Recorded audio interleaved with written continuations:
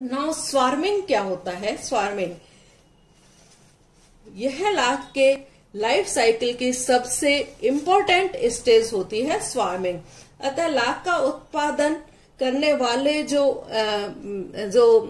Rearers हैं उनको swarming की प्रोसेस का सही ज्ञान होना आवश्यक है। स्वार्मिंग कब तक होने की है इसका भी पता उनको होना चाहिए। स्वार्मिंग के समय जो निम्फ के एनस के ऊपरी भाग की तरफ पीले रंग के धब्बे हो जाते हैं और पेशियों में संकुचन होता है, और तो इस वजह से वहां कीट जो है जुड़ने के स्थान से उस जगह से अलग हो जाता है, और क्योंकि अलग हुआ है तो वहां जगह जो है एक खोखली गुहा रह जाती है जो कि बाद में लाख से ढक दी जाती है। और जब इन अंडों का स्फुटन होता है, हैचिंग होता है, तो ये नारंगी रंग के हो जाते हैं जो इस बात का प्रतीक है कि वृंदन हो गया है। तो इस प्रकार से कोई भी व्यक्ति कई बार अनुभव से पता लगा सकता है कि कब हैचिंग हुई है और कब स्वार्मिंग होने वाली है।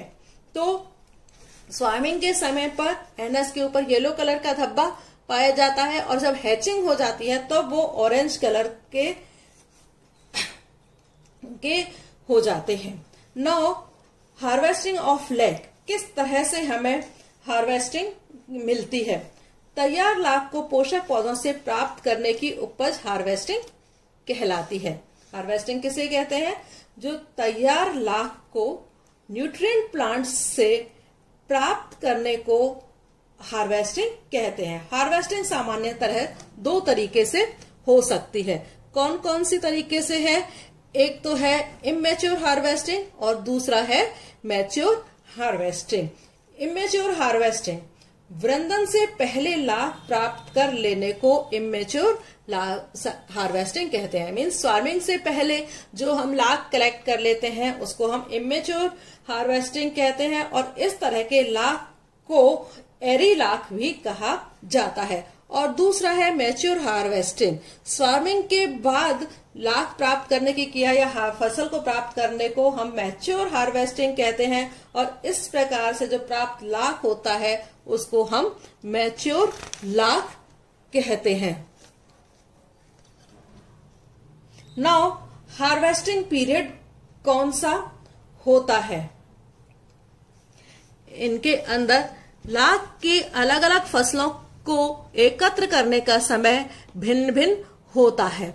लगभग 6 महीने के बाद में हमें एक फसल जो है लाख से प्राप्त होती है। तो कार्तिकी की फसल जो है हमें अक्टूबर से नवंबर तक मिलती है, बैसाखी की फसल हमें मई से जून में मिलती है, अगहनी की फसल हमें जनवरी से फरवरी में मिलती है, और जेठी वाली जो फसल है वो हमें जून और जुलाई के अंदर मिलती है। Thank you. इस वीडियो में मैं आप लोगों को आज इतना ही बताऊंगी।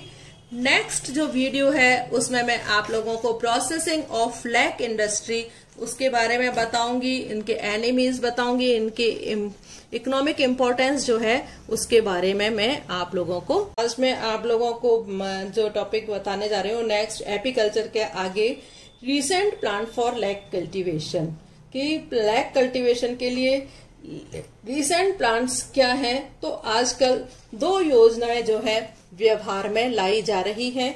एक तो है क्यूपे सिस्टम और दूसरा है alternation of plants. Coupe system क्या है?